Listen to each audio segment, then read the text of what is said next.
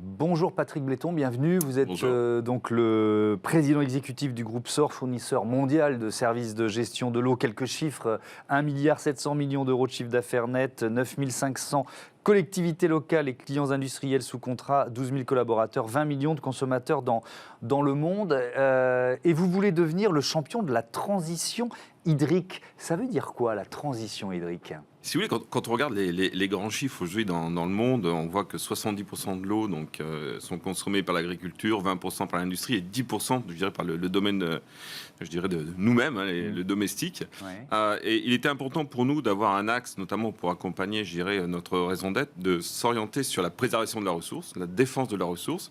Un axe que nous avons pris il y a 3 ans dans notre plan stratégique et qui nous amène à travailler sur des solutions à la fois innovantes, technologies digitales, d'accompagnement, d'éducation, aussi dans les collectivités, pour protéger cette ressource qui nous manque et qui va nous manquer. Oui, on reprendra effectivement cette raison d'être et puis cette volonté d'accompagner des modèles plus durables, plus résilients. Je reviendrai sur ces adjectifs, mais on a vécu là une canicule très précoce dans l'année, avant même officiellement l'été. Il faut tout simplement s'habituer à ça, malheureusement, s'habituer à donc économiser l'eau.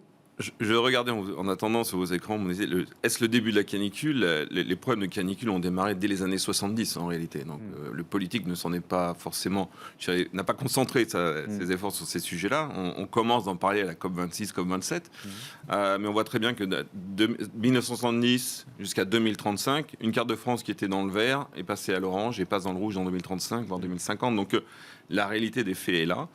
Aujourd'hui, nous avons des collectivités qui souffrent d'un manque d'eau. Et il est important pour nous, nos 12 000 salariés, je dirais, de pouvoir répondre à ces besoins. Et il est important aussi que nous changions nos comportements, peut-être. Ouais. Quand on parle de stress hydrique, ça veut dire quoi à la dimension d'une collectivité, justement ? Les choses peuvent être assez simples, je dirais, et assez abruptes. C'est-à-dire qu'on ouvre son robinet, nous n'avons plus d'eau au robinet. On peut en arriver là ? On peut en arriver là. Ouais. Il est arrivé l'année dernière que des collectivités soient alimentées, je dirais, avec des... Par camions-citernes. Camions-citernes, bouteilles et autres, pour subvenir pendant 1 semaine, 2 semaines, je dirais, un manque d'eau réel.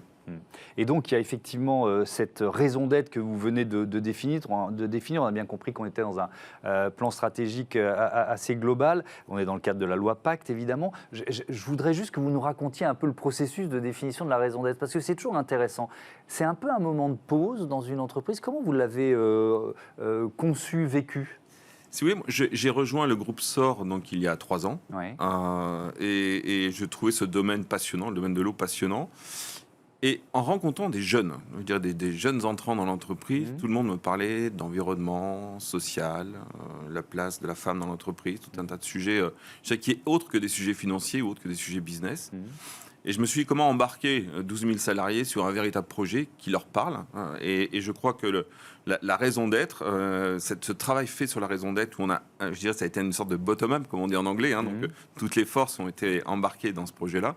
Nous a permis d'avancer et de transformer l'entreprise avec, je dirais, des valeurs. Je crois que la notion de valeur est importante pour pouvoir avancer et transformer un modèle et participer quelque part à un mouvement social aussi, si vous voulez, sur le sujet. Alors on va la découvrir, militer pour que tous les acteurs accordent à l'eau la valeur qu'elle mérite. Ils sont là les mots importants, la valeur qu'elle mérite. Au-delà de notre métier d'origine, gérer l'eau de façon responsable en qualité et quantité suffisante, nous engageons à agir et convaincre afin qu'ensemble nous investissions pour économiser l'eau et inventions de nouveaux modèles pour préserver la ressource la plus précieuse de la planète. Il y a beaucoup d'infos. Et c'est intéressant, accorder à l'eau la valeur qu'elle mérite. Est-ce que ça veut dire qu'on ne connaît pas le prix de l'eau aujourd'hui, d'une certaine façon ? Mais même nous, consommateurs. Moi, je suis incapable de vous dire combien me coûte l'eau que je consomme au robinet tous les jours. Je crois que vous donnez la réponse vous-même. Ouais. Je veux dire, aujourd'hui, le véritable sujet est un sujet, mais je pense qu'on a besoin de repartir peut-être du domaine éducatif. Ouais. Est-ce que nos enfants ont été éduqués sur l'eau, le grand cycle de l'eau ? Est-ce que nous, au quotidien, nous mesurons notre consommation ?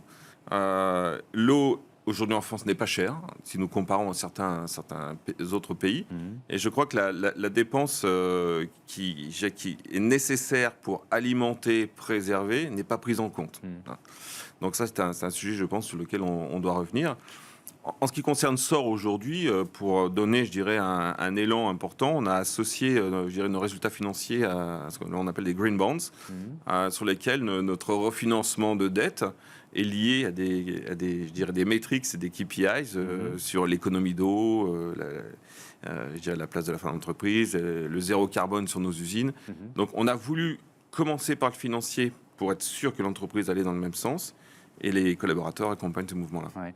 Alors, on parle de modèles plus durables et plus résilients, et c'est intéressant parce que ça passe aussi par des solutions techniques, par de l'innovation. Vous avez signé un partenariat avec Aquacet, c'est une société d'ingénierie qui est spécialisée dans l'efficacité hydrique. Alors là aussi, de quoi on parle et puis peut-être quelles économies ça permet de faire ou quelles pertes d'eau ça ne permet de ne pas faire, si j'ai bien compris. Je pense que le point là, c'est la perte d'eau. On sait qu'aujourd'hui, on a besoin d'un investissement important en France sur les réseaux, mais on a besoin aussi d'accompagner, je dirais, des collectivités sur la gestion de l'eau jusqu'à l'utilisateur final. Et on s'aperçoit notamment sur des immeubles collectifs qu'il y a des pertes d'eau assez conséquentes. Je ne vais pas aller jusqu'au robinet qui fuit, mais on peut aller jusque-là aujourd'hui pour aider, je dirais, des gens à s'inscrire dans un modèle de protection et de correction de leurs dépenses et de leur consommation. Donc c'est quoi? C'est une détection plus fine des fuites, tout simplement? J'emploie des termes basiques, mais c'est un peu l'idée. Vous avez différentes solutions. Donc vous avez des solutions technologiques. On a énormément investi dans le digital chez SOR, parce que c'était un axe aussi. La technologie amène quand même beaucoup de choses sur la protection de la ressource. Donc aujourd'hui, on est capable de mesurer les consommations à l'utilisateur final, pas seulement au compteur, mais aussi par différents éléments, je dirais, qui peuvent être dans soit une cuisine, soit une salle de bain. Et on va proposer ça aux collectivités. J'ai une maintenance prédictive sur les fuites aussi, donc ça c'est important pour que nos techniciens puissent être beaucoup plus efficaces.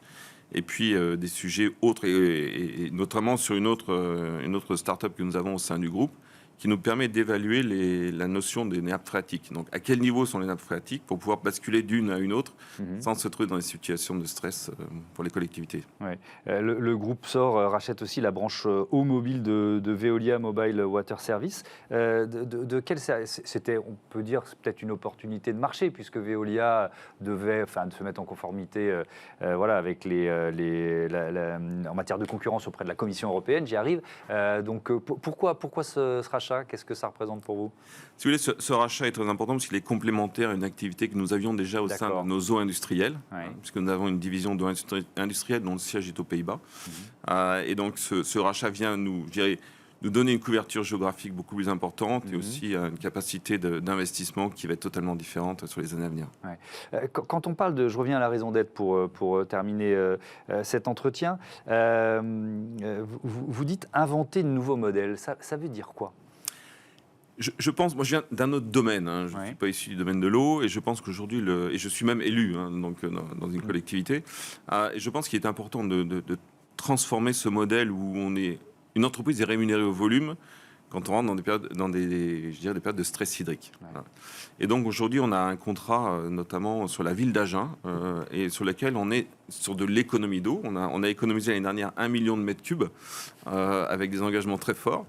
On s'engage aussi donc sur d'autres sujets tels que ce qu'on appelle le reuse, réutiliser l'eau qui est issue de nos stations d'épuration pour arroser. Voilà. Donc on est en train de transformer ça. La ville de Saint-Étienne s'engage très fortement sur des sujets identiques. Donc on voit, je dirais, un mouvement au sein des collectivités où on sort de la notion de volume sur une notion d'économie. C'est intéressant ce que vous nous dites. C'est presque le modèle économique, c'est-à-dire ne plus simplement être rémunéré au volume, c'est ce que vous nous dites. Être rémunéré à l'économie, donc exactement, à la performance. C'est presque une inversion de logique, quoi. Exactement. Donc là, Et là, on va chasser les fuites, vraiment. Beaucoup plus. On les chasse déjà, je vous rassure. Donc c'est déjà. J'en doute pas. Mais c'est intéressant de voir ce que vous dites. Ce défi justement du réseau, il est gigantesque. Le réseau d'eau. Il y a les outils technologiques, vous nous l'avez dit. Il y a la volonté des collectivités maintenant. Donc c'est quoi? C'est des investissements lourds qu'il va falloir faire? Ce sont des investissements lourds. À la fois, le privé fait ses propres investissements avec je dirais, des notions de CAPEX sur du long terme pour aider les collectivités. Je pense que les collectivités ont aussi leur part d'investissement à faire. Et puis je pense que l'État aussi, à un moment donné, doit s'engager, notamment après la COP27, je pense qu'on aura des choses un peu plus précises sur l'eau, parce que c'est quelque chose qui commence à monter, les problèmes d'eau. Et c'était pas trop. On parlait beaucoup d'énergie dans les années précédentes, et là on commence un petit peu à aborder les sujets de l'eau, et je pense que le pouvoir politique se rend un peu plus compte, je dirais, du sujet. Parce qu'on en souffre. Voilà. Merci beaucoup, Patrick Bléton. À bientôt sur Bismart.